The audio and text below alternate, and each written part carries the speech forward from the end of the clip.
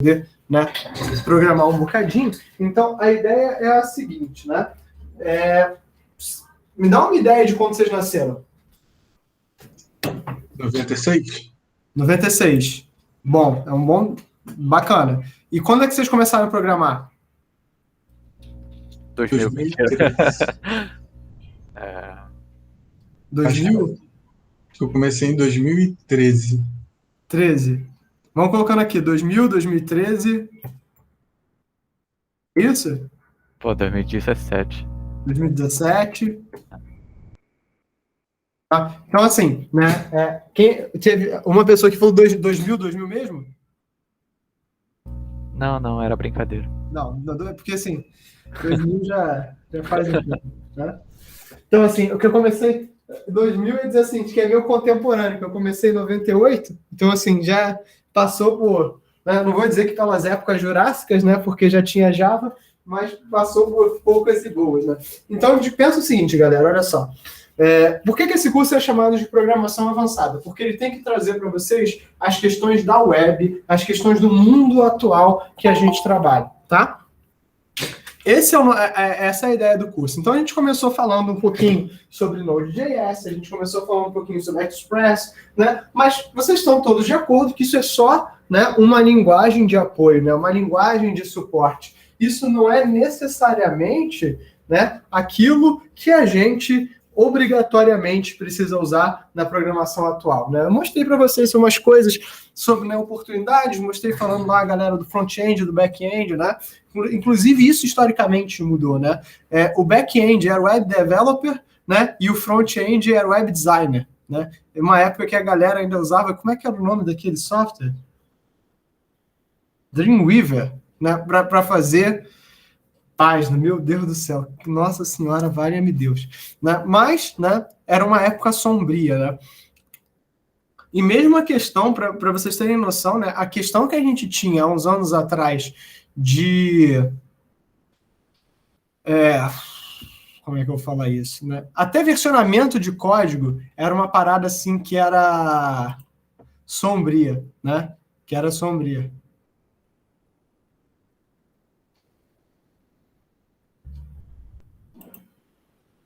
Só um instantinho, gente.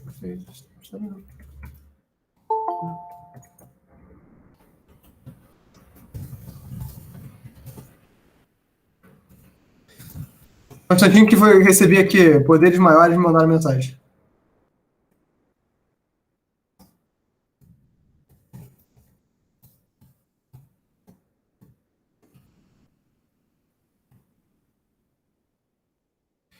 Beleza. Aí, continuando, né, que eu estava falando, né, então a gente não tinha nem versionamento de código, isso não era uma coisa que as pessoas se preocupavam, né? A gente não tinha desenvolvimento em rede, a primeira coisa que se pensava quando a gente pensava em desenvolvimento de aplicativos era aplicativo para desktop, né? E aí, tipo assim, o mundo foi mudando, né? E com isso o software precisou mudar. Né? Então, hoje, né, conforme a gente vai vendo, a gente teve essa discussão na primeira aula em termos de motivação, né? Tipo assim, esse mundo que mudou, né?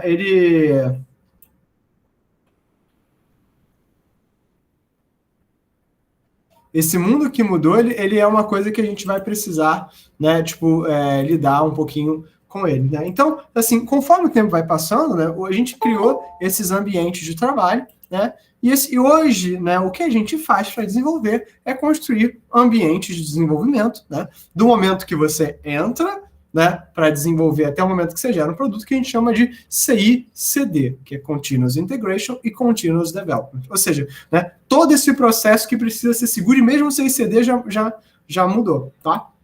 Então, a ideia é que o ciclo de desenvolvimento, né, ele tem um início com análise dos requisitos, seja eles quais forem, né? E aí, análise de requisitos, gente, nota o seguinte, eu não estou nem dizendo se eu estou usando Ruby, se eu estou usando Agile, se eu estou usando o que quer que seja, Kanban, Scrum, Cascata, se vocês estão fazendo, tipo assim, telepatia, se o requisito sou eu e você segue em frente, né? Eu não estou falando isso, mas tem um momento de análise, de design e aí sim de codificação, né? Para você construir um conjunto de testes, fazer a integração, né, dos dispositivos, uma vez que está integrado e aceito, você passar por testes de segurança. E esse é o ciclo natural de desenvolvimento que a maior parte de vocês viu ou não em engenharia de software. Tá? Quem não viu, quem já viu, beleza. Quem não viu, né, isso aqui é um problema. Se está completo, não, senão você segue. Né? E cada uma dessas etapas é cíclica. Né? Ou seja, ela é um ciclo em si mesma. Né? Então, vai ter a galera que vai estar codificando, vai ter a galera construindo testes, pode ser que seja a mesma galera ou não faz diferença na prática, né? Então, esse ciclo ele é muito tradicional, é isso que a gente está falando, né? Conforme o tempo foi passando, né, a gente chegou à conclusão seguinte: se eu quisesse desenvolver de forma segura, ou seja, como assim segurança? Por exemplo, por que a gente não falava isso desde o começo? Porque segurança não era um problema. Assim, para vocês terem noção de como as pessoas, como uma coisa assim, tem um filme icônico, que não sei se vocês já assistiram, é um filme de 95, né? Quantos de vocês eram nascidos em 95? Já sei que o Gabriel não é, que era um de 96. Foi um nascido em 95, tá? Mas é o filme Hackers, que foi o filme, o Daniel também, Leonardo também, ou seja, mas vocês eram bem pequenos, né? É, de 95, pessoal. Então, nasceu em 95, então. Pô, mas o Hackers de 95 é um filme icônico, né? Ele é o filme que deu para as grandes massas, principalmente na América do Norte, né, a visão do que hoje as pessoas têm do que é um hacker, né? E inclusive, né, é o filme que a Angelina Jolie se tornou estrela, né? Mas curiosidades à parte, né? As pessoas não tinham noção do que era segurança e de por que isso era importante, né? E porque não existia, a internet comercial tinha acabado de ser lançada. A gente tinha um começo, né, a internet era muito estática. O software ainda, como eu falei, era feito para prateleira, software era vendido em caixa, gente. Quando foi a última vez que vocês compraram um CD? Para vocês terem noção, quando eu fiz curso técnico, isso, porra, faz um tempo, né, galera? Faz um tempo. Tô com 35, então já faz um tempo que eu fiz curso técnico, né? Põe uns 20 anos nessa bagaça aí. Cara, a gente comprava, às vezes, software, tipo assim, na banca de jornal que vinha tipo assim, umas revistas que vinham com CD e era uma parada super tosca, se você parar hoje em dia. Hoje em dia, você quer um software, você vai numa loja de aplicativo. Não tinha loja de aplicativo. Se parar para analisar certas coisas dentro, por exemplo, das distribuições Linux, né, você ter um repositório é uma coisa relativamente recente. Não estou dizendo que é recente do tipo 5 anos, mas já é recente do tipo, sei lá, tipo, não tem tipo 20 anos que você tem tipo um repositório Debian, um repositório Ubuntu, muito menos para Windows, muito menos para Mac, né? Então, cada aplicativo ele era lançado individualmente, né? Então, isso era um problema.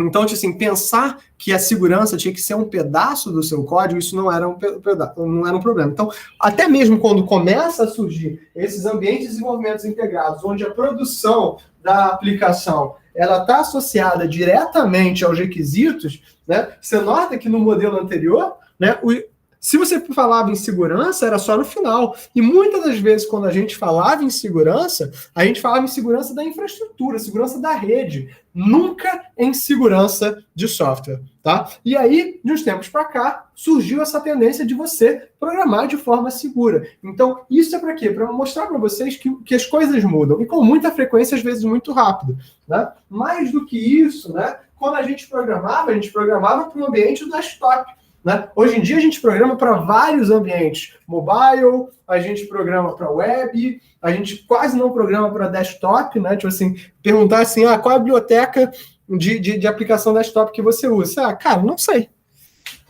Uso alguma coisa lá do Python que tem que usar quando preciso usar, mas não sei de cabeça. Né? E para vocês terem noção de como isso é relevante, eu estava vendo uma palestra no YouTube sobre copywriting, né, que é de escrita técnica, mas para marketing, né? Uma coisa interessante. E as pessoas falam assim que a maior parte da leitura hoje é feita no mobile, né? Isso é interessante. Isso também acho bem bacana, né? Das pessoas observarem esse tipo de coisa. Então, é uma parada que, né, muda com certa frequência. Então, a segurança também recentemente passou a ser, e a gente passou a discutir bastante sobre esse tipo de questão. E aí entra, esses pipelines de CI e CD, eles também passaram a pensar no seguinte, como a gente distribui software. Por quê? Porque quando a gente falava em distribuir software há 20 anos atrás, a gente está falando em distribuir software para o Windows. Cláudio, a gente não estava falando para Mac? Gente, Mac era coisa de hipster há 20 anos atrás, quer dizer...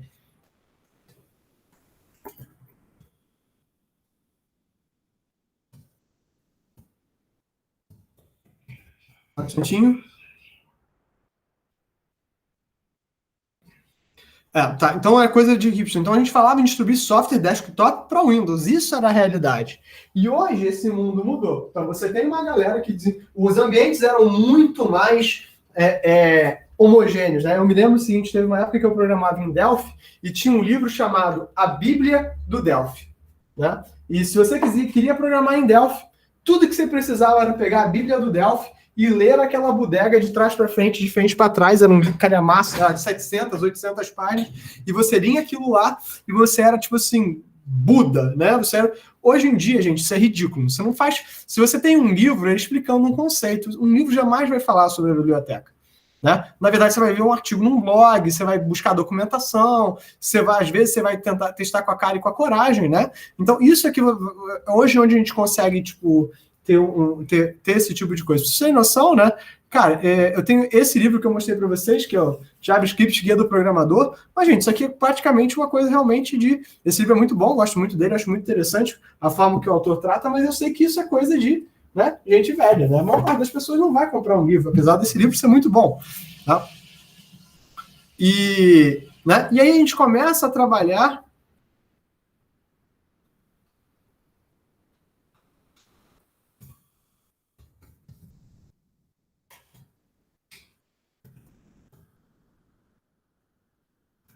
Gente, desculpa, eu estou sendo muito acessado hoje.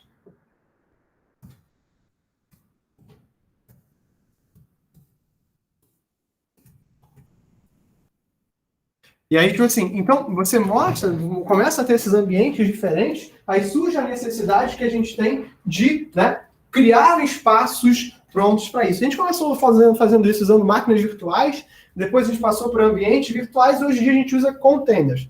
A gente vai falar bastante sobre containers no curso, tá? Até como construir containers. A gente ainda não chegou nessa parte justamente porque eu quero que vocês pensem em outras coisas antes, mas, e aí surge esse ambiente CI/CD onde você gera como forma de entregar o container, E o que o container é? A grosso modo, vocês podem pensar o container como, uma camada...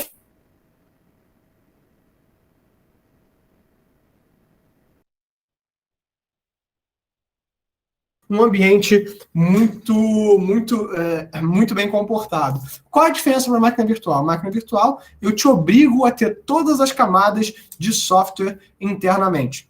Você precisa ter todas as camadas de bibliotecas que eu tenho para ter, como se eu estivesse instalando um sistema operacional embaixo. E o meu hardware tem que mentir, E o software da minha máquina virtual tem que medir que aquilo é o hardware. No caso do container, não. Eu vou simplesmente encapsular as bibliotecas que eu preciso para uma determinada aplicação funcionar. É só isso que eu vou precisar fazer. Então, isso torna o container muito menor. Cláudio, mas eu posso ter um container de um sistema operacional inteiro com isso? Pode sim. É o caso, por exemplo, que o Google faz. O Google ele coloca um container com praticamente uma imagem do Debian Testing para você ter dentro do Chrome OS. Ou seja, você conseguiria ter acesso aos repositórios do Debian para você instalar software Linux dentro do Chrome OS. Mas o Chrome OS é o Linux, é por isso ele tem um kernel Linux, é por isso que isso dá certo. Tipo assim, o container vai ficar muito menor porque não precisa do kernel Linux porque já tem dentro do Chrome OS. É a mesma coisa com o Termux. A ideia do Termux é muito parecida. E a ideia do WSL, o Windows Subsystem for Linux Subsystem for Windows. Não tem, por que é WSL? Não sei. Enfim, não faz diferença. Então, a ideia é que eu possa agora...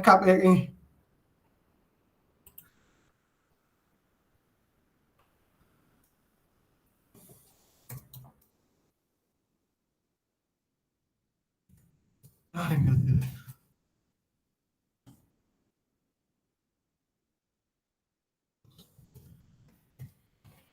Então, assim, essa é uma questão muito importante, né, de como você fazer a distribuição. E como eu falei para vocês, né, comentei, hoje em dia essa é uma forma muito elegante de você poder, né, garantir que todos os seus desenvolvedores estão com o mesmo ambiente de software. Porque logo depois que a gente saiu dessa fase do Delphi, que todo mundo tinha versão, né, a gente passou por um momento um pouco caótico, né,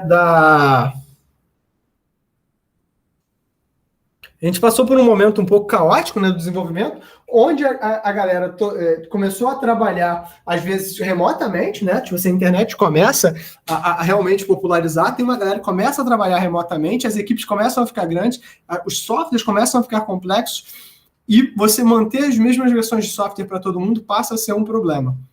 Isso é muito crazy. Então, assim, vocês podem não imaginar o problema que isso foi na época, mas na época a gente não tinha uma solução para isso. A gente não tinha solução. Né? Para vocês terem noção, eu já vi empresas que trabalham com a seguinte forma de fazer o deploy. Elas fazem o zip e mandam o código para alguém.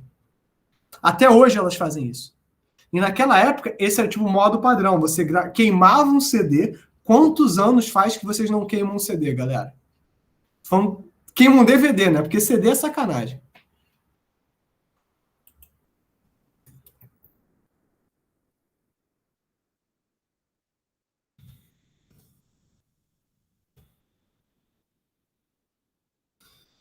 Assim, quantos anos faz? Põe aí pra mim. Nem lembro. No mínimo uns 13 anos. Ano Nero. Exatamente. Pra vocês terem noção, né, galera? Então, sim, faz um tempinho. Mas isso era o jeito padrão, entendeu? E, assim, eu ia dizer que eu já fiz isso com disquete, mas é mentira. Eu nunca fiz isso com disquete, não. Disquete só quando eu era tipo, aluno do curso técnico e tinha que entregar um trabalho porque meu computador não tinha CD na época. Mas, assim, tipo, não tinha. Ainda tinha isso, né? Você tinha leitor, mas não tinha gravador, né? Tipo, mas enfim, né? Então isso mudou. Então até realmente essa questão de como você entrega e como você integra a sua equipe, né? Muda. Então a gente passou de uma época, né? Que a gente tinha uma galera que fazia as coisas usando máquina virtual de verdade, o que era muito ruim, muito ruim. Assim, chegou uma galera depois usando uma solução que era o Vagrant, né? Não sei se vocês chegaram a usar o Vagrant, né? Vagrant, chama como quiser, né? E hoje em dia a maior parte das pessoas está usando containers a nível com o Docker, né? Eu vi uma galera usando o Pond, mas o Docker é a solução que a gente tem utilizado para trabalhar, né? Fazer orquestração, inclusive com, né, o próprio Kubernetes, né? Então, isso.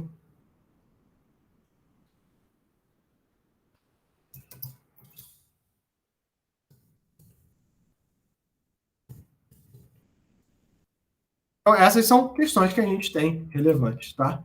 Desculpa, gente. Então, aí surge esse conceito que a gente chama de DevOps, né? Então, assim, lembrando, isso é uma aula bem geral que eu estou dando hoje. A gente vai entrar depois em cada um desses conceitos. Dentro do DevOps, né, que surge, né, surge como DevOps, vira DevSecOps, né, que vem de DevOps, vem de Development and Operations, né? E aí vira DevSecOps, que é Secure Development e Operations, e depois volta a ser DevOps, porque se entende que não faz mais nenhum sentido, né, você não ter segurança na tua aplicação, onde a gente diz o seguinte, né, olha só, a infraestrutura mudou tanto, hoje o teu projeto é tão dependente da tua infraestrutura, ou seja, você sai daquele cenário onde você entrega algo para alguém, esse cara que vai implantar, que o Dev e o Operations, eles têm uma interseção muito grande. Então, o release de uma aplicação, ele é dependente não só do desenvolvedor, mas também do cara que está cuidando da rede. Então, o cara que passa a cuidar da rede, né? Isso era muito claro, galera. Quando eu entrei na faculdade, tinha uma galera que falava o seguinte, cara, eu vou para a rede porque eu não quero programar.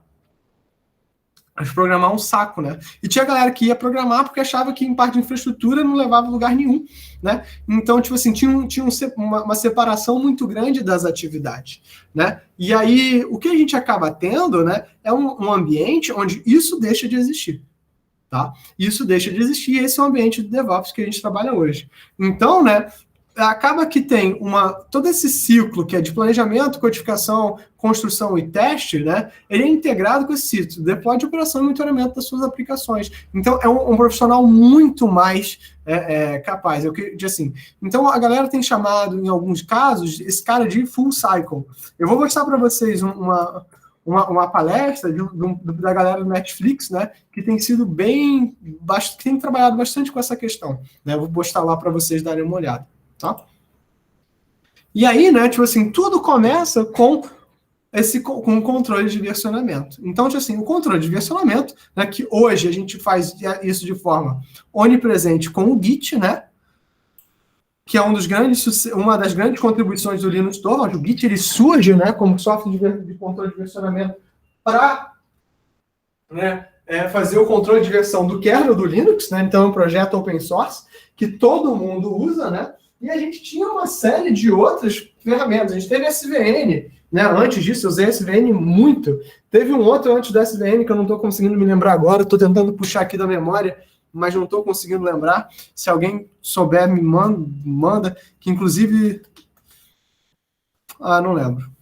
Para vocês terem noção, né? Tinha um produto do Google, que era o Google Code, que ele dava para você um repositório SVN gratuito para você utilizar. E na época isso era bizarro. Meu Deus, o Google me deixa ter SVN, né?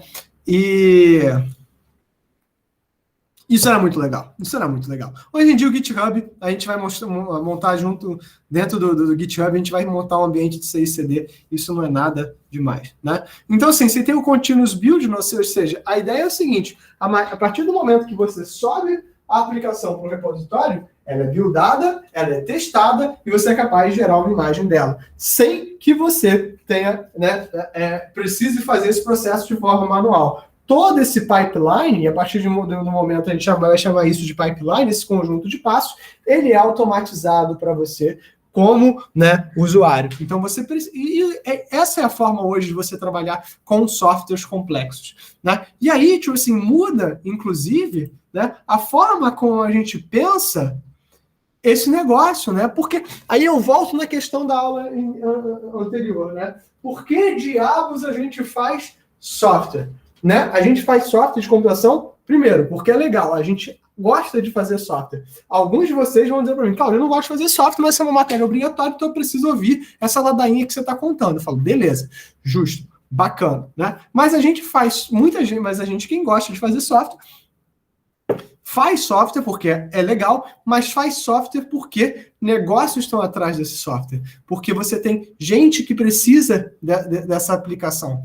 E isso é uma coisa que eu acho também que é muito importante, né? Que é muito relevante, que é muito legal da gente estar pensando. A gente faz software porque as pessoas precisam de software. E isso é muito... Eu, pelo menos, acho isso poderosíssimo. Acho isso aí, tipo... lindo da gente ouvir falar isso em voz alta. Acho... irado demais, né? E é isso aqui, né? Conforme os serviços cada vez mais precisam, a gente está vendo isso na pandemia, né? A gente precisa construir melhor, mais rápido, né? De forma mais segura, porque isso vai estar na web, né? E manter isso funcionando, né? Porque nada adianta, né? Você ter um serviço que cai o tempo todo, né? Então não adianta você ter o melhor software do mundo, mais seguro do mundo, se você não tem infraestrutura para manter ele funcionando. E essa é uma discussão, é um trade-off contínuo. E vocês vão ver essa discussão o tempo todo. Como eu construo o melhor software possível, de forma que eu atinja o maior número de pessoas possível, gastando o mínimo possível e mantendo ele seguro, né? Então, né, esse ambiente de DevOps, que tradicionalmente era um jogo de empurra, né, onde o pessoal, tipo assim, onde era um deixa que eu deixo, o pessoal do desenvolvimento diz que o problema da infraestrutura é problema do desenvolvimento, esse ambiente de DevOps é problema de todo mundo.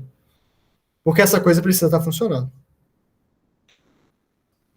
E aí, né, tipo assim, é um processo contínuo. E quando você sai para um outro ambiente que eu vou mostrar para vocês ao longo do curso, né, você sai do modelo, né, de desenvolvimento, né, aquele modelo que eu falei para vocês, né, que entram regras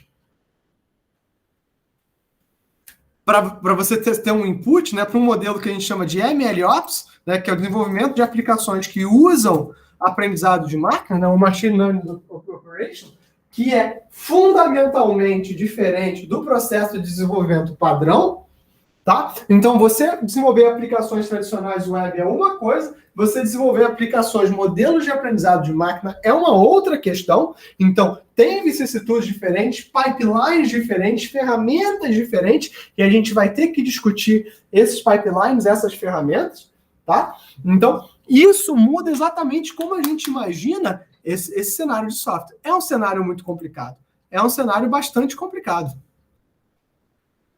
e bem duro, né, para a gente também trabalhar. Então, tipo assim, né, você tem que ter, né, esse processo de aprendizado, né, entre o release, né, e o requirements, né, você está vendo o seguinte, que esse modelo aqui, no momento que eu pego o software pela primeira vez, é onde eu vou aprender bastante, mas no momento de eu lançar a primeira versão, é que eu vou aprender mais. Então, na verdade, isso também é a questão, né, esse pensamento é que fomenta, por exemplo, modelos de programação ágil de entrega contínua, né? Porque se esse pipeline me permite que eu tenha sempre alguma entrega, né? No momento que eu subo o código, eu consigo ver a pessoa que está, né? E eu consigo manter isso já implantado no momento que eu subo meu código, a pessoa que está querendo ver o produto, ela consegue acompanhar isso em tempo real. É claro que isso precisa, né, de muito espírito esportivo, e cliente não necessariamente é espírito esportivo, tá? Então, assim, e olha que curioso, né? Durante o momento que a maior parte do esforço é colocado, que é no desenvolvimento e no deploy, você tem um mínimo de aprendizado sobre o seu problema, né? Então, isso também tem que ficar muito claro para a gente, o seguinte, né? Que a gente gasta muita energia no desenvolvimento, né? Mas muito mais a gente precisa ter muita ciência que isso vai ter sempre que mudar, né? Que isso aqui é um processo contínuo de refactoring, né? De aprendizado. E aí entra, né? Realmente, qual é o nosso trabalho, né? Você, como desenvolvedor, você está numa ponta de uma infraestrutura. Gente, assim, eu estou passando o mouse em cima do desenho que aparece para mim, né? Ou seja, eu estou passando aqui o mouse que nem um sociopata, né? E circulando as coisas, e para vocês não está aparecendo nada. A idade é uma coisa triste, né? Então está aqui o desenvolvedor, né? Que é a gente, né? Que está lá no nosso Visual Studio Code fazendo as paradas, nosso VI, né? Ou só eu que programo, ainda estou no VI, né? Mas a vida tem dessas coisas, né? Inclusive, passei outro dia vendo 1 hora o maluco configurando o Nelvin, o que eu não recomendo a ninguém, né? Vão assistir Netflix, mas achei muito legal, na verdade.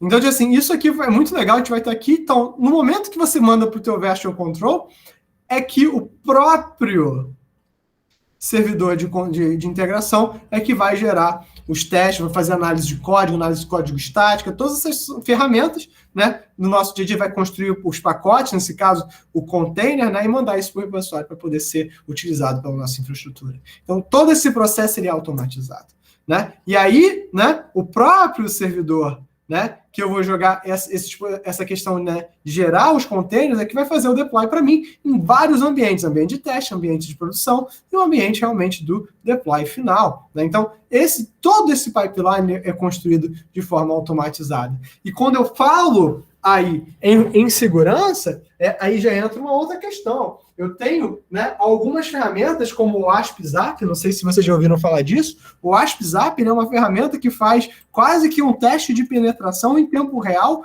no momento que você faz o deploy da sua aplicação.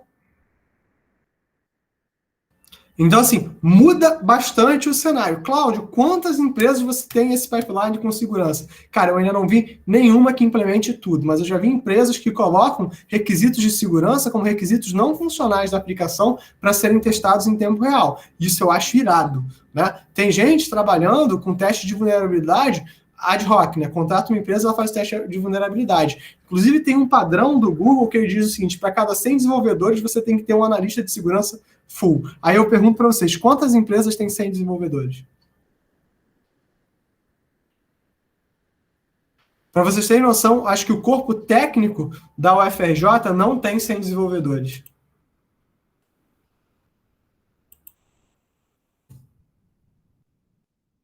Não tem 100 desenvolvedores. Tá? Não porque isso não seja o bastante, mas porque isso é difícil. Então aqui, né, você tem o ciclo, né, realmente da aplicação, né, e o ciclo da infraestrutura, e essa construção ela é muito interdependente, né? Então, assim, né, o que eu queria... E dentro desse cenário, surge justamente, né, onde eu queria chegar hoje, né? Tipo assim, conforme essas aplicações elas vão se tornando mais complexas, né, mas você tem todo esse aparato, construir aplicações, ela se torna um processo complicado, né? Se torna um processo muito difícil de você gerenciar, né? As aplicações vão se tornando, né, construídas, né? E pensa aí agora nos paradigmas de programação que vocês aprenderam. O que vocês aprenderam em Comp 1?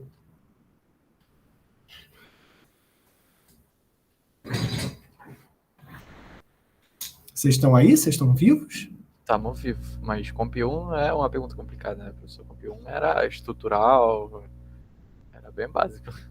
Exatamente. Aí eu vou fazer a pergunta para vocês, tipo, gente, pelo amor de Deus, né? Tipo assim, vocês que agora já estão no mercado de trabalho, que já estão estagiando, já estão fazendo projetos, quantos de vocês realmente ainda programam estrutural? Claro que alguns programam estrutural, tá? Por exemplo, quem trabalha muito com IoT, em alguns cenários vocês vão estar usando C. E aí isso vai ser um pouco estrutural, sim. Né? Mas dificilmente vocês estão programando estrutural. Normalmente vocês vão trabalhar, tá programando agora funcional, ou orientado a objetos, ou o que quer que seja. Mas vocês dificilmente vão estar trabalhando num cenário, né, que é o cenário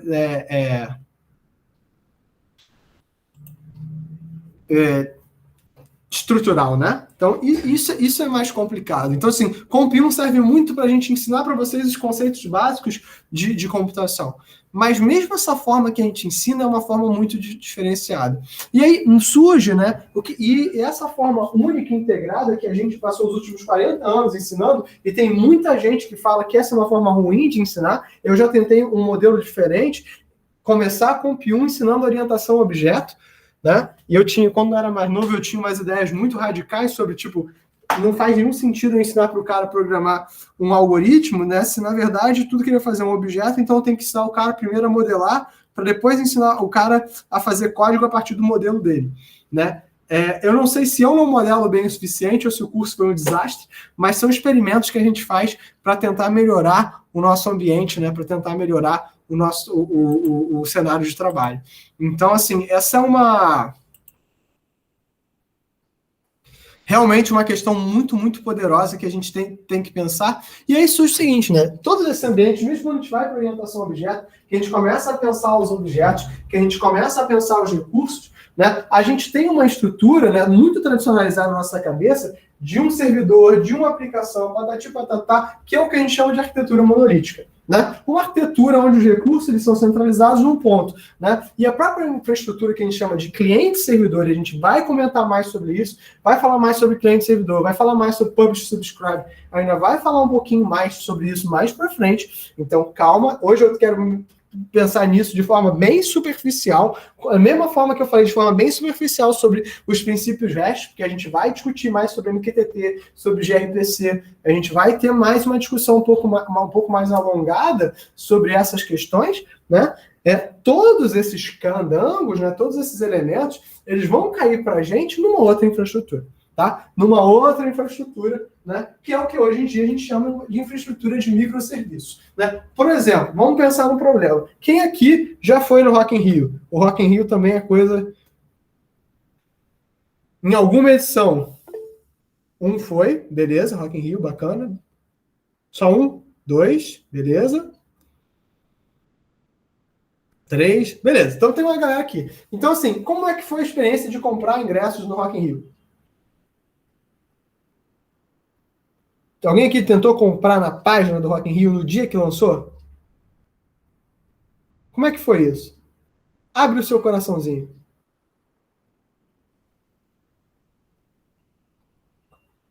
Vou contar uma história. Um aluno, que não pode ser nomeado, ele queria comprar ingressos para o Rock in Rio. Então, o que ele fez? Ele chegou no laboratório de manhã cedo, né? Porque a internet da UFRJ é muito rápida. Ele pegou o notebook dele, abriu uma máquina virtual, pegou a máquina que ele utilizava no laboratório, abriu uma outra máquina virtual e começou nessas 4 instâncias a ficar dando refresh que nem um sociopata, né, até que ele conseguisse logar na página, né, para comprar os ingressos.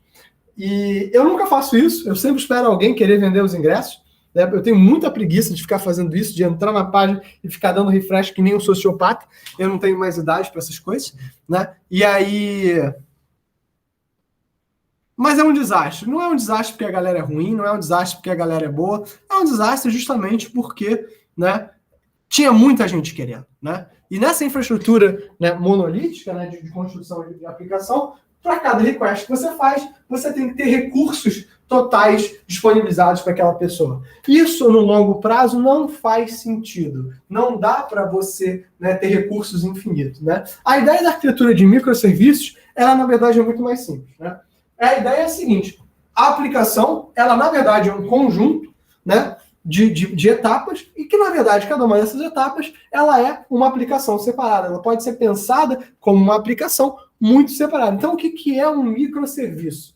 Né? Um microserviço é uma unidade atômica de operação, né, que realiza uma tarefa bastante específica. Então, se você imagina o site do Rock in Rio, você vai ter um microserviço, né, do front-end, ou então mais de um, né, mas vamos simplificar: um microserviço do front-end, um microserviço para o pagamento, um microserviço, né, para a escolha dos shows, né, para subir os recursos, né, um microserviço para etapa, e cada um desses microserviços, eles se comunicam. Então, essa, na verdade, uma aplicação, na verdade, não seria o código do deploy numa única imagem, né, num único container, mas seria a soma de microserviços que se comunicam entre si e que vão gerar uma determinada operação. Né? É o que a gente chama de paradigma, paradigma da complexidade. Deixa eu botar aqui, paradigma da complexidade. É o complicado... Eita, parece ter...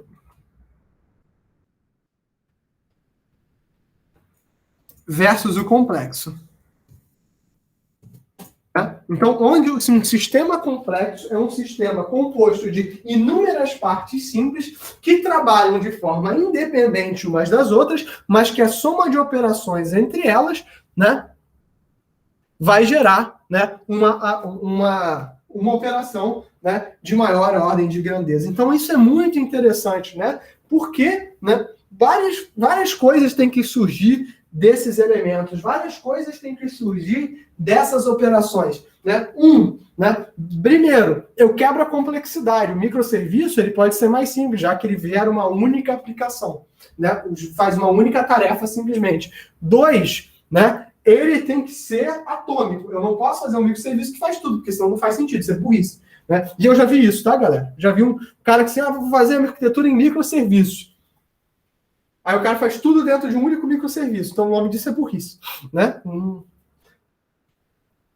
3, né? Esses microserviços, uma vez que eles fazem unidades atômicas, eles são separados, eles podem ser feitos em linguagens diferentes. Né? Eles não têm nenhuma necessidade... Não estou compartilhando tela não, Daniel. Eles não têm nenhuma necessidade, né, deles estarem integrados entre si, usarem a mesma plataforma. 4, eles têm que se comunicar. E o que vocês acham que eles usam para se comunicar? Mensagem REST. Né? A maior parte das vezes mensagem REST, mas vão ter vários, né, coisas que a gente vai fazer, como, por exemplo, MQTT, a gente vai falar de RPC, que é um novo favorito, né? Se você está falando em IoT, tem a galera trabalhando com COAP, né? Então, existe uma série de formas de troca de mensagem tentando enumerar o quê? Os recursos que esses microserviços usam ou consomem. E isso é muito legal, isso é muito interessante. Tá? Isso é muito legal, isso é muito interessante. Pode falar. Professor, eu tenho uma dúvida. Tem de implementação de um projeto. O projeto estava utilizando um ASP8266, um Node.mcu, e um post, por exemplo, HTTPS, ele levava muito mais tempo do que um post HTTP comum. Aí eu queria entender qual a diferença para o MQTT. Na verdade, assim, o HTTP ele funciona, e aí que entra uma coisa que a gente vai discutir mais para frente. O HTTP como o HTTPS, eles funcionam, primeiro de tudo, que eles são muito grandes, né? Eles são muito gordos. Tá? Então, assim, dentro do cenário de IoT, eles não são muito adequados. O equivalente ao HTTP e HTTPS adequado com o cenário de IoT com poucos recursos seria o COAP, tá? Então, aí começamos mal. Isso aí já funciona mal. O MQTT, na verdade, o COAP e como HTTP, eles funcionam num modelo cliente-servidor. Eu faço uma requisição, espero uma resposta. Tá? O cara que faz a requisição, ele é o cliente, quem responde a requisição é o servidor. Esse é o conceito fundamental, esse é o conceito básico. No MQTT, eu já vou estar trabalhando numa outra arquitetura, que é chamada do Publish Subscribe. É uma arquitetura atemporal. O que isso quer dizer é o seguinte: periodicamente, o cara vai fazer verificações, né? E ele vai publicar essas verificações. Ele é o publisher, né? Tem um cara que é o broker MQTT, que é o cara que pode imaginar como se fosse uma prateleira de supermercado, né? O cara que quer consumir um determinado recurso, ele não vai no nó, ele vai nesse broker, vai consumir o dado que está nesse broker, que foi submetido pelo publisher, e aí sim ele vai caracterizar. Então você vai ter que no HTTP, né, você tem uma característica de temporalidade muito grande, né? Que quando você faz uma requisição, você tem uma resposta. No MQTT não, o publisher está continuamente provendo dados para o broker, né? E o broker é que responde os recursos. O MQTT ele surge, para você ter uma noção, né? A gente fala bastante sobre o MQTT na aula de IoT, mas ele surge no final da década de 90 para uma aplicação, né, de verificação da integridade de dutos de condução de óleo lá nos Estados Unidos. Se eu não me engano, nos Estados Unidos, mas eu não tenho certeza. Tá? E aí, o que aconteceu é o seguinte, que esse monitoramento era contínuo, né? E aí, se eu queria saber a condição do duto de óleo, eu simplesmente dava essa busca nesses dados. Então, esses modelos publish e subscribe, eles podem ser feitos com HTTP? Claro que podem. Podem sim, tá? Mas o MQTT, ele é muito mais adequado em termos protocolares. E aí que nasce uma distinção, né? A gente, às vezes, justamente que veio também muito da minha geração, a gente não tinha essa distinção clara entre onde terminava o desenvolvedor e onde começava... A gente tinha essa distinção muito clara, onde começava o desenvolvedor e onde terminava o cara de rede. Mas quando você fala que tudo trafega pela web, tudo trafega em dispositivos diferentes, e olha como é que a vida de vocês é um pouco bem mais difícil, né? Ela é mais difícil porque vocês têm muitas decisões a tomar, mas ela é mais fácil porque os componentes de vocês são muito mais ricos, né? Então tem uma dicotomia aí, tem um trade-off muito, muito legal aí de vocês tratarem, né? Então não vou também, né? Não vou também passar a mão na cabeça de vocês porque não tem necessidade, vocês são bons. Então, né, o que acontecia era o seguinte, galera.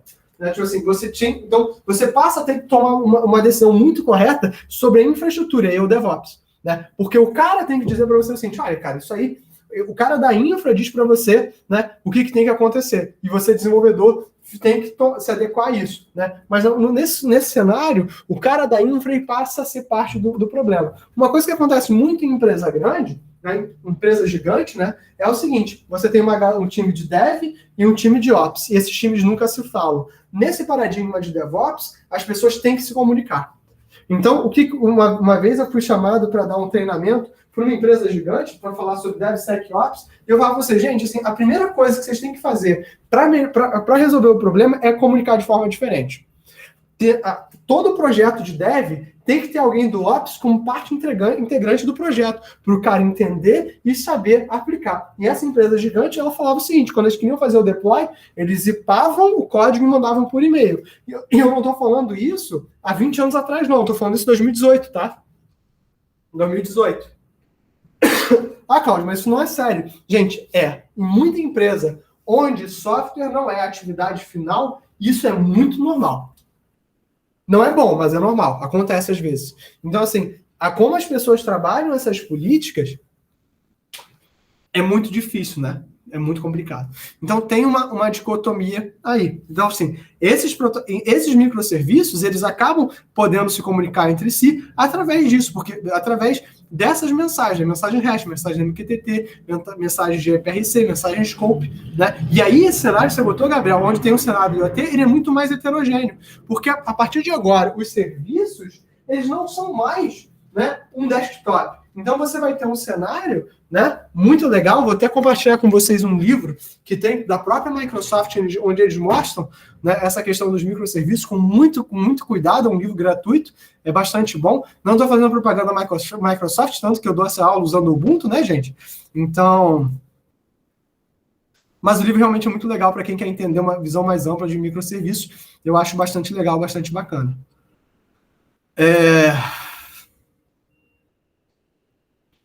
Qual o nome do livro mesmo, professor? Eu vou botar o link para vocês. Está numa página da Microsoft. Microsoft.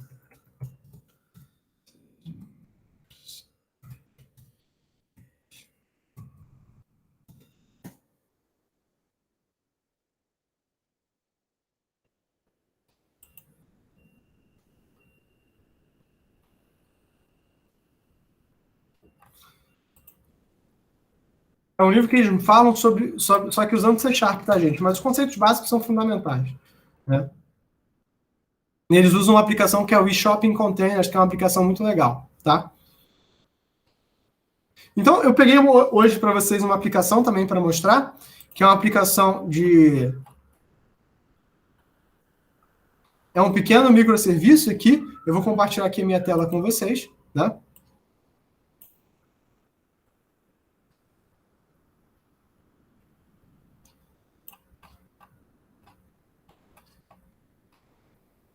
Essa aplicação não fui eu que fiz, tá, gente? Então, já adianto isso para vocês. Então,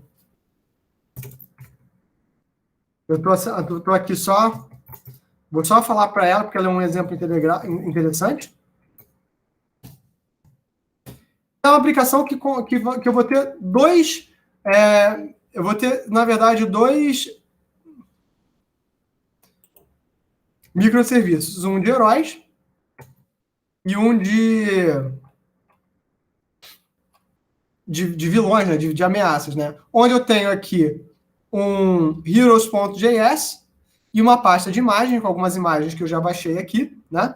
E, na verdade, tudo que ele vai passar para a gente é uma lista, né, de elementos. Então, se eu venho aqui dentro do Heroes, né? Só, licença, rapidinho. Você está compartilhando a tela? Não, porque eu sou uma mula, calma aí. Show.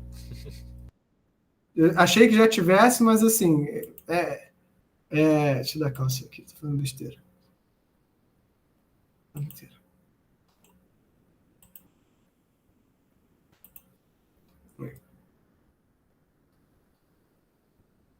Então aqui, eu vou ter essa aplicação, né, que vai ter dois microserviços, um de heróis e um de ameaças. O de heróis, eu vou estar aqui, né, com uma pasta de imagens e um heroes.js, ou seja, toda aquela divisão que na aula passada eu falei sobre handler, controller, que é a correta, que é a melhor, que é que vai permitir que você tenha um código mais legível, aqui eu não estou falando. E também tem isso, né, gente? Um microserviço não quer dizer um único arquivo, tá? Eu já ouvi isso é um absurdo, isso não faz sentido nenhum, tá? Um microserviço é uma função. Aqui eu botei tudo num arquivo só porque eu estou com preguiça, tá? Mas isso aqui, como eu falei, esse código não é meu, é um código de exemplo de alguém que está usando esse exemplo. Então aqui eu vim aqui, dnpm-i, tá?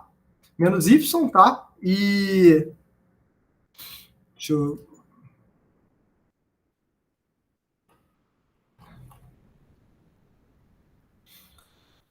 Aqui.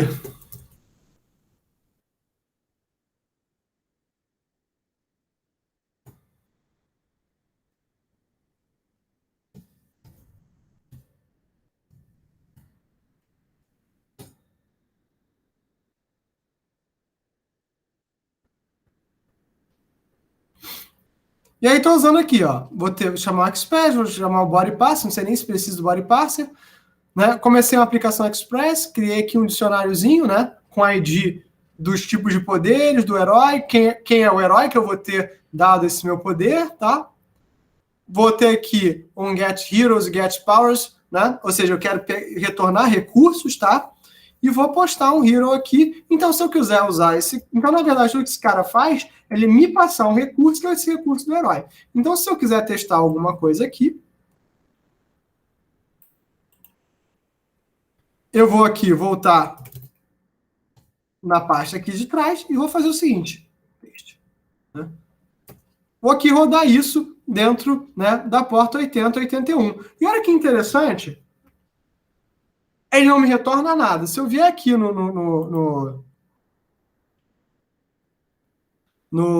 na minha pasta aqui,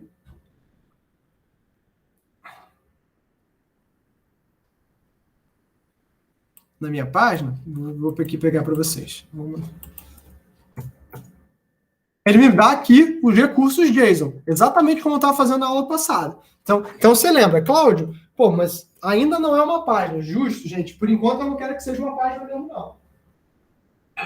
O que eu estou mostrando para vocês é o seguinte, assim, estou acessando recursos. É a mesma coisa que eu fiz na aula passada. É a mesma coisa que eu estou falando para vocês. Por que eu quero fazer isso aqui? Porque primeiro eu vou mostrar o jeito, né? O jeito ruim de fazer esse negócio. Né? Então, olha só o que eu vou fazer. Eu vou pegar aqui o curl. Não tem curl. Sudo pt get style curl. Pronto. Foi. Abaquice. Pronto. Consegui pegar aqui o meu recurso. Olha, fiz um recurso. Olha só. Estão conseguindo enxergar? É melhor aumentar um pouquinho a fonte, professor. Melhor? Dá sim. Pronto. Dei um get aqui, mandou a versão da HTTP e me deu a resposta do 200 OK. Justamente com uma requisição REST que a gente tinha pedido. Chegou essa parada aqui. Se você não quer fazer isso aqui, ele me deu aqui a lista, né? Se você olhar aqui o código fonte da aplicação, ele me deu essa mesma lista aqui, a lista dos recursos dos heróis, né? Então, eu só peguei os heróis. Se eu fizer a mesma coisa aqui, em vez de heróis, eu vou estar, acho que se não me engano, é powers, eu tenho que olhar o código ali, porque, como eu falei, não foi eu que fiz, né? Ele me dá a lista dos poderes, exatamente como está aqui. Ou seja, tudo que esse microserviço faz é pegar os heróis. Se você quiser testar isso aqui, tem uma ferramenta que eu uso, tá? Mas que hoje tem um plugin do Visual Studio Code, que eu ainda não peguei para fazer, mas para usar, mas ele é muito legal. Mas a ferramenta que eu tenho usado há muitos anos já é o Postman. O Postman faz esse tipo de coisa aqui para mim, né? Para eu testar coisas, né? Justamente essas requisições, né? REST. Então, por exemplo, essa aqui é a carinha do Postman, ela é super bacana, né? Então, por exemplo, eu posso vir aqui e pegar criar um novo request, né? Teste.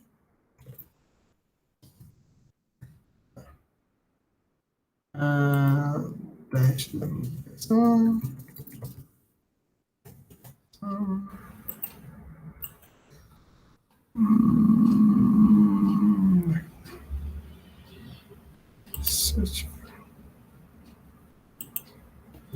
Teste. Então, eu posso vir aqui no meu get.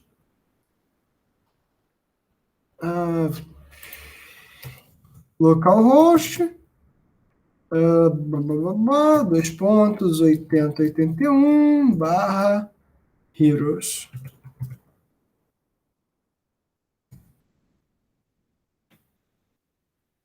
Pronto, ele pega aqui. Qual é a vantagem do Postman, né? Ele me permite automatizar essas buscas para mim, eu não precisar ficar digitando essas coisas, ele me permite salvar esses resultados, então isso me ajuda a testar uma série de outras questões, tá? Então é bem legal, é bem bacana, né? E eu posso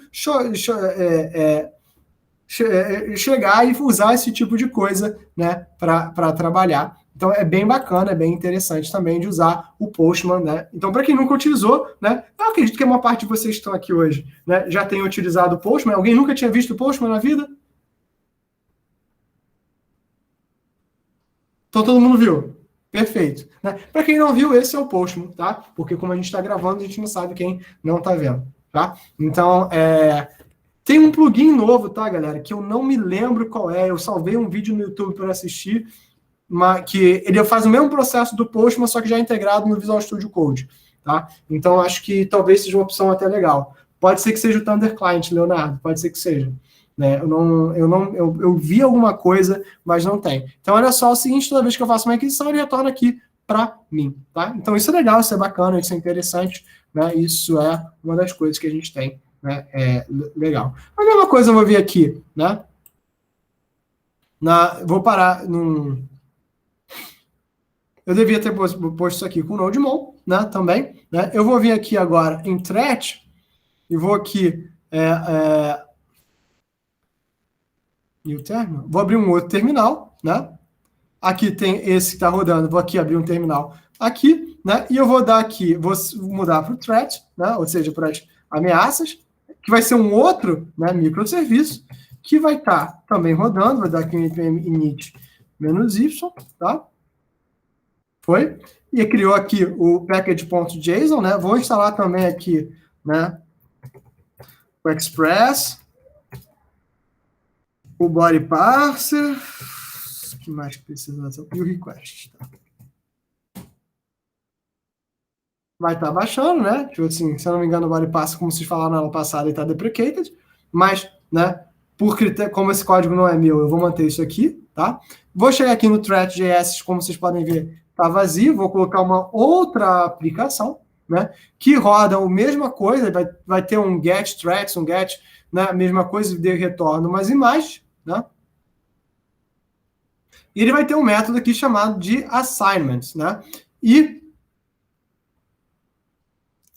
olha que interessante, o hero, ele está chamando, vai mandar uma mensagem REST para esse localhost 8081 que está funcionando, que é onde está o dos heroes, né? E se eu quiser testar agora aqui o Node Threads, eu posso vir aqui,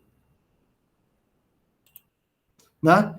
Numa outra pasta, eita, deu uma treta aqui. Throw error, tá.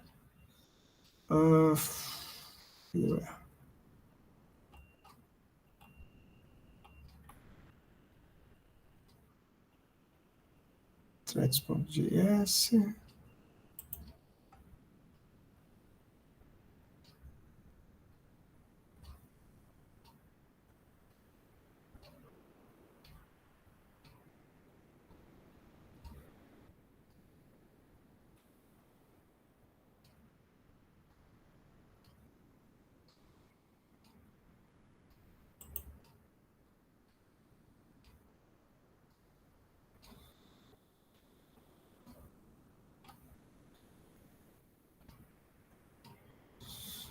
Tá.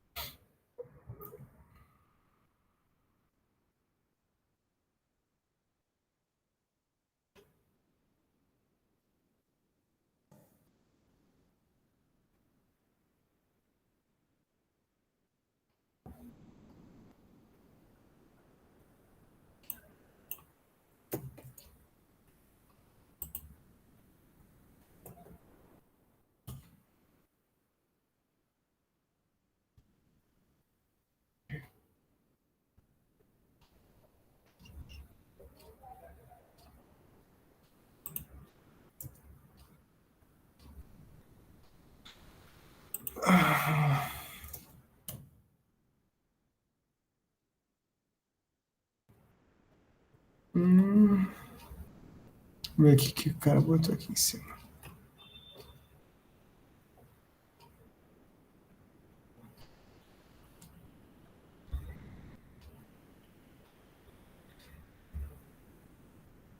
Laranja.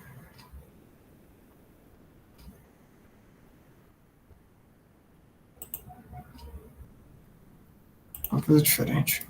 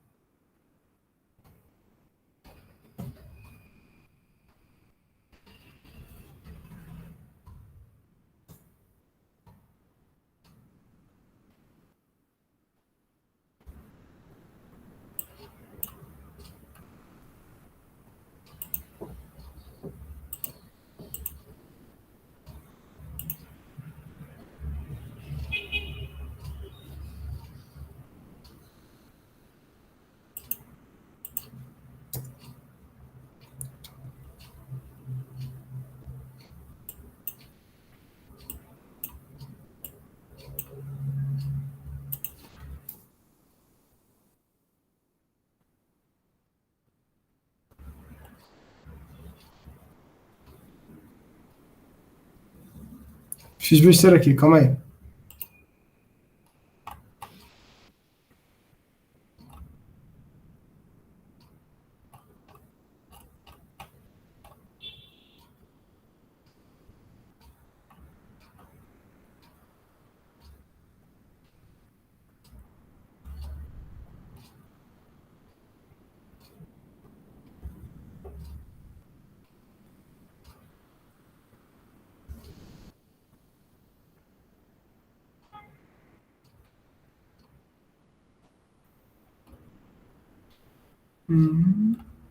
Thread response.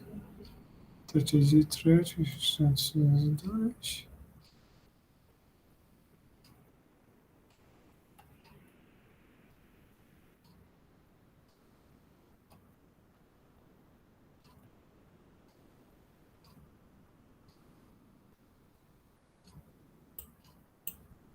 Cara, alguma coisa muito idiota. Not find modeling.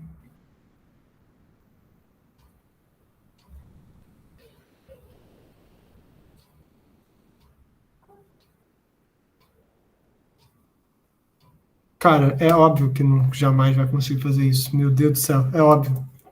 Pô. É muito burro, nossa senhora. Pronto.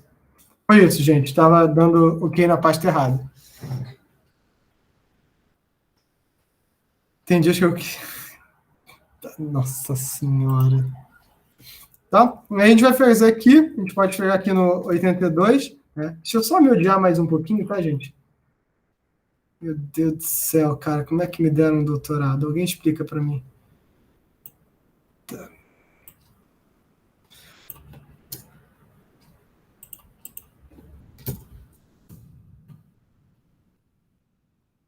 Pronto. E aqui o assignment está funcionando exatamente igual, eu não vou cometer nenhum erro, né? Eu mandar 202, ele mandou 202, não tem problema nenhum, tá? Se eu fizer a mesma coisa no Postman, vai dar certinho também, né? Então... Mas olha só que interessante, se eu vier aqui no do Hero, eu mando uma outra mensagem. Ou seja, esses serviços, eles se comunicaram. Então, olha só. Então, eu botei um elemento, né, dentro do...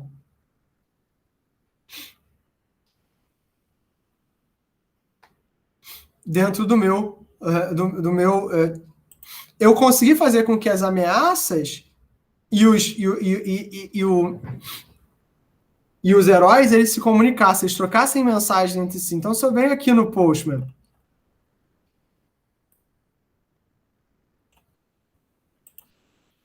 agora, vendo aqui, essas aqui são os heróis, esses aqui são as ameaças, né? Se eu vier dentro...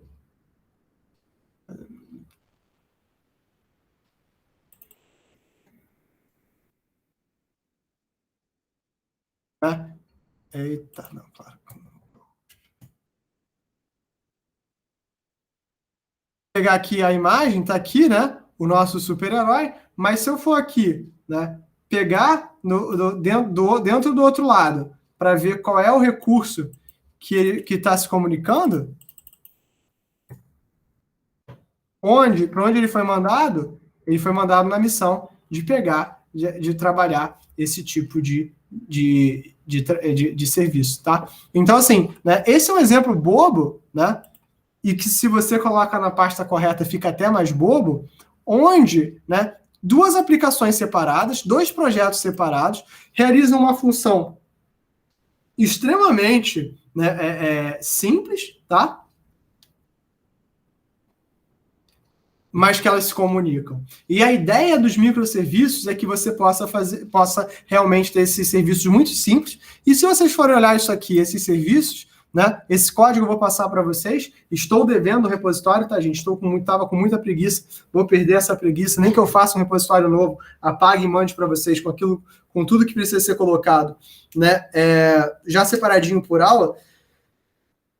Gente, assim, acaba sendo muito tranquilo de fazer, né? Mas, mais do que isso, hein, o que é importante sobre esses microserviços, né? Você vai conseguir chamar eles da mesma proporção que você precisar deles. Então, os microserviços, eles não exigem de você uma paridade no chamamento dos recursos, né? Eles funcionam separados, eles se comunicam através de mensagens REST, tudo que eu estou chamando é pedindo recursos, né? Através de chamadas REST, que podiam ser qualquer outra coisa, tá? E acaba sendo muito fácil, né, de você escalar. Aí, uma coisa que eu quero deixar para vocês é o seguinte, uma pergunta que eu quero que vocês procurem. Eu deveria usar microserviços, então, para tudo, se escala tão bem? O que vocês acham? Sim, não?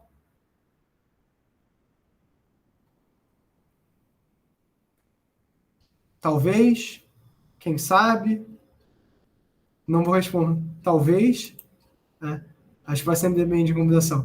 A resposta, assim, é muito difícil, mas, assim, não é todo caso que você precisa de microserviços, tá? Não é todo caso que você precisa de microserviços. A gente vai listar alguns casos na aula que vem. Como eu falei, a aula que vem é uma aula bem teórica para a gente discutir, por isso que eu vou passar esse link para vocês. Eu usei uma aplicação muito simples, né? Eu vou passar o link da aplicação que eu utilizei, é um post de um cara, né, que eu peguei para usar como exemplo hoje, até para a gente não perder tempo, né, eu digitando Const, Express, vocês já estão carecas de saber, né? Mas a ideia é muito simples, que eu realmente possa me comunicar e utilizar. Então, o material, eu vou passar aqui para vocês, vou botar com a aplicação de exemplo lá no Classroom, mas é muito bobo, né, gente? Então, assim, a gente vai ver os casos em que os microserviços eles são úteis e os casos em que eles não são úteis, né? E aí, né, isso para começar a alimentar essa discussão realmente da comunicação, né? Para a gente também entender que casos cada uma das comunicações são essenciais ou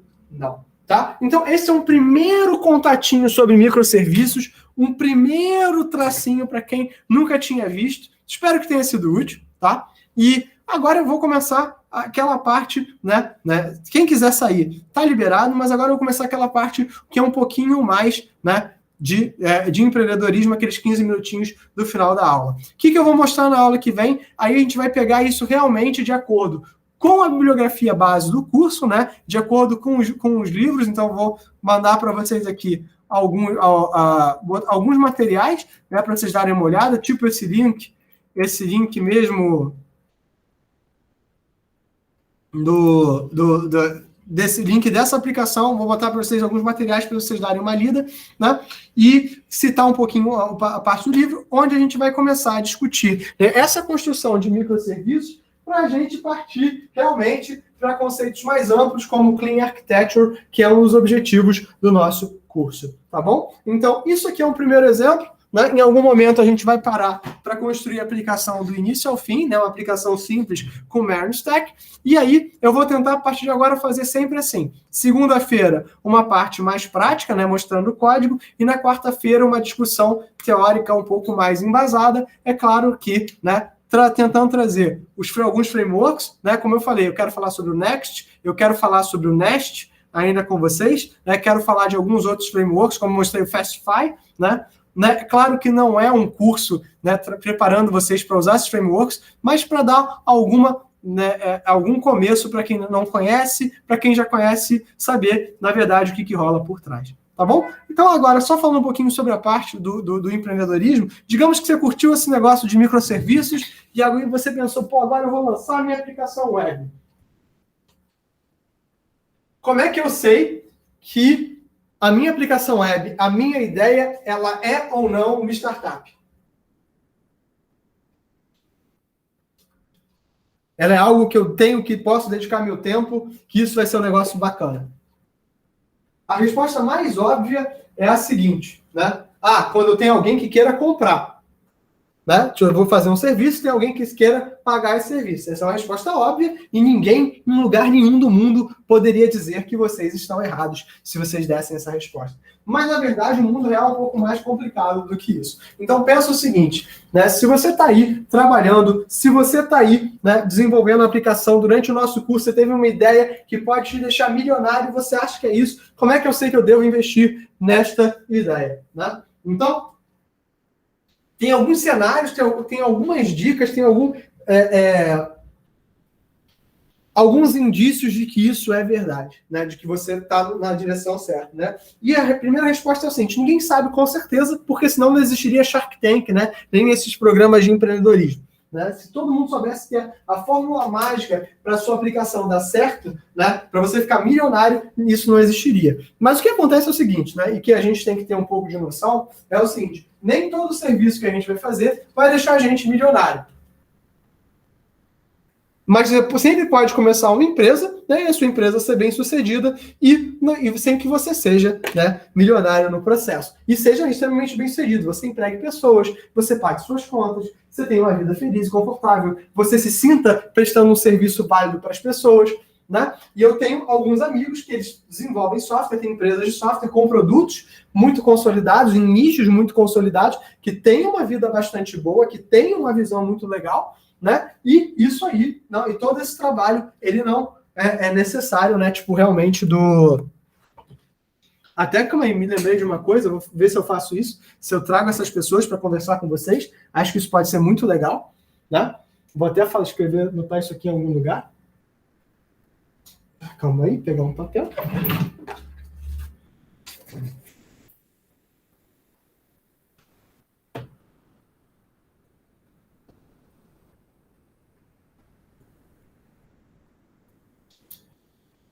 Bacana, bacana, bacana.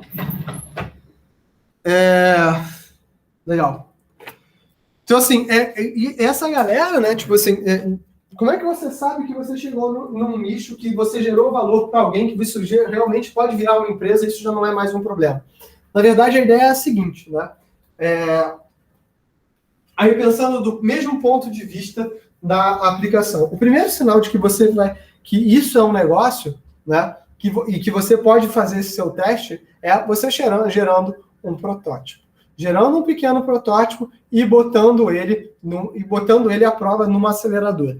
Tá? Por que botando a prova na aceleradora? Porque a aceleradora ele é um primeiro sinal bom de que você vai ter, né, de que você tem suporte. Né? O próprio processo seletivo da aceleradora, de uma aceleradora, ou não de um hackathon. Hackathon está buscando uma ideia revolucionária que não necessariamente ela é factível ou não. Que todo mundo vai dizer no hackathon que tudo é factível, que você faz, que o cara não gosta. Mas uma aceleradora ou uma incubadora, trabalhar o processo seletivo, ele é um bom começo para você ter esse sinal. Aí, você botar o seu produto, um primeiro protótipo no ar e fazer as suas primeiras vendas, isso é um bom sinal. Então, o primeiro sinal de que a tua ideia realmente é uma startup e ela é elegível é você trabalhar a sua ideia para ela passar numa aceleradora. E o primeiro processo para isso é você ter um plano de negócios. Às vezes você tem a melhor ideia do mundo, uma ideia que vai ter um serviço fantástico, né? E que muitas pessoas querem usar, mas esse serviço ele não se paga. Nem todo mundo é o Google que pode dar prejuízo durante 12 anos. Tá? Então, nota, como é que você pensa o teu plano de negócio para que você saia do ponto A, onde você não tem dinheiro nenhum, e eu não estou querendo saber que você é o Jeff Bezos, que a sua família te deu $200 mil, talvez você não seja, talvez você seja um classe média que vai começar com o seu computador no colo e torcer para que tudo dê certo, né? E isso não é problema nenhum, isso não é vergonha nenhuma, isso inclusive é como 95% de nós no mundo real trabalhamos e todos somos muito felizes, muito bem, obrigado, beijo no coração de todos, né? Mas o jeito que você tem de fazer isso é assim, ou você tem um aporte de algum outro elemento, e aí realmente o processo de incubação e aceleração é importante para ti, né? Ou você tem um plano de negócio que vai te permitir trabalhar. E para eu dizer para vocês, muita gente começa um negócio com empréstimos, tá? Não é como eu recomendo, mas muita gente começa e esse negócio às vezes dá certo e segue para frente, tá? E aí, por que eu acho que isso é tão legal, principalmente agora? As pessoas acordaram para a vida para o seguinte fato, galera. Né? Antigamente, se você quisesse abrir uma empresa, todo mundo queria ter um escritório, isso, aquilo, as pessoas entenderam que dá para trabalhar remoto. A pandemia mudou como a gente pensa o mundo, né? E vocês têm que se adaptar a isso. Então, agora os negócios estão ficando mais sérios. Você pode montar um negócio da sua casa, participar de uma incubadora / aceleradora virtual em qualquer lugar do mundo, abrir o teu, assim, inclusive, na Estônia, Finlândia, estão recebendo esse tipo de negócio, dando para vocês visas, né? Ou seja, títulos de cidadão, como é que é? Cidadão digital. Você não é um cidadão físico, você não mora lá, mas você tem um negócio que é ser digital, online, que é sediado lá para você, né? Quase que é bem próximo, né, de você esconder divisas, mas eu não vou chegar nesse ponto porque, como a gente está sendo gravado, não quero ser preso, né? Cara, a incubadora da UFRJ funciona de uma forma muito simples. Ela tem se não me engano, 2 editais por ano, onde você vai concorrer para espaços lá dentro, né? E dizem as más línguas que a incubadora do UFRJ vai começar a apoiar realmente esses projetos digitais, vai incubar vocês digitalmente, ou seja, você não vai ocupar um espaço físico, mas a incubadora vai te dar o apoio logístico para participar disso. Isso é muito legal para os alunos do UFRJ. Tá? Inclusive, antes da incubadora tem a aceleradora, né, que é um outro processo pré-incubação, né? Você não tem empresa, quer trabalhar projetos de inovação, você vai ter a aceleradora do Parque Tecnológico. Então, a FRJ é um ótimo ambiente de inovação para você começar esse negócio. Cara, para você começar o seu negócio, você não precisa ser formado em nada, né? Se não me engano, você tem que ter algum vínculo com a instituição, seja ele qual for. Tá? Como aluno, você pode tranquilamente. Então, passar por esses processos da validação, da criação do teu plano de negócio e do teu, né, e das tuas fontes de receitas. A maior parte das empresas precisa ter fontes de receitas muito bem definidas. Tá bom? E é isso que esses processos vão dar para vocês. Então, ter uma ótima ideia, beleza, vocês são brilhantes. Pô, fazer o software, beleza, vocês são brilhantes. Pensar um negócio do ponto de vista que ele seja sustentável no médio e longo prazo para que vocês ganhem dinheiro com isso, é que aí vocês precisam, a gente de computação precisa muito dessa galera de negócios, é aí que entra o papel das incubadoras e das aceleradoras. A gente tem ótimas ideias. Agora, como monetizar, como transformar isso em negócio, como transformar isso em sustentável, são os 20 centavos. Né? Então, pessoal, hoje esses foram meus 20 centavos para vocês. Eu agradeço mais uma vez pela presença de vocês. Foi uma aula um pouco mais rápida, eu peço desculpas pelo atraso, né, justamente porque eu estava nessa reunião, né? Quis passar para vocês esse começo de microserviços. Na quarta-feira, uma aula bastante teórica falando sobre os conceitos básicos sobre microserviços, voltando àquela discussão sobre, né, requisições, né, como trocar esse tipo de mensagem. Vou botar o livro da Microsoft lá não, que botei aqui, mas vou botar lá também no Classroom, mais algumas coisas. E vou tentar resolver a questão do GitHub. Eu peço desculpas a vocês, agradeço mais uma vez pela presença, eu desejo a todos vocês uma ótima noite, uma ótima semana e eu vejo vocês na próxima quarta-feira. Obrigado, professor. Prazer foi meu. Tchau, tchau. Valeu, professor. Lembrando, pessoal, se vocês tiverem qualquer sugestão, crítica, por favor, entrem em contato, vai ser um prazer atender vocês. Se tiverem dúvidas ou problemas, a mesma coisa, só falar comigo que eu vou tentar ajudar vocês da melhor forma possível. Eu posso ficar aí, professor, para Claro. Com você? Não, com certeza. Só também falar que a aula de hoje foi muito boa, gostei muito. Obrigado. Pessoal, não me posso estranhar aí, não. É o seguinte, professor, eu quero fazer, né, o trabalho, mas eu queria ou fazer sozinho ou fazer com meu pai. Não tem problema nenhum. Não tem problema? Show. Porque ele queria aprender, ele fez ciência da computação. Cara, inclusive ele pode vir assistir a aula tranquilamente, se ele quiser, tá? Eu não tenho problema nenhum com isso. Tá bom. Beleza, então é isso, professor. Muito obrigado. Passa para o link do Telegram se você quiser, não tem problema nenhum. Pede para ele mandar um e-mail, que eu mando e-mail, que eu adiciono ele lá no Classroom. Nada disso foi nenhum problema. Tá bom, professor. Eu já coloco no YouTube justamente por isso, porque eu acredito muito nisso, né? Que tudo isso devia ser aberto. Eu também concordo plenamente. Valeu, professor. Valeu, que isso.